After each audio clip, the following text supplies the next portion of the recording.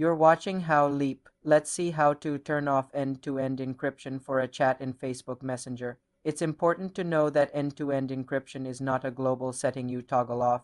It is a feature called secret conversations that you choose to use or not use for each specific chat. To have a normal, non-encrypted chat, simply do not start a secret conversation. Open the Messenger app and tap the pencil icon to start a new message. Select a contact and start chatting normally.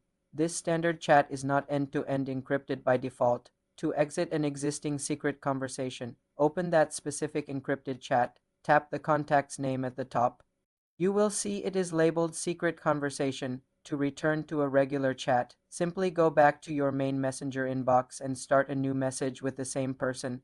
The old secret chat will remain in your list, but any new messages sent via the standard inbox will not be end-to-end encrypted.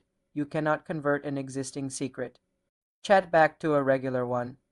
You must start a new standard chat. Facebook is gradually rolling out default end-to-end encryption for all Messenger chats, but as of now, standard chats remain the non-encrypted option. For more simple Messenger tutorials, subscribe to the channel.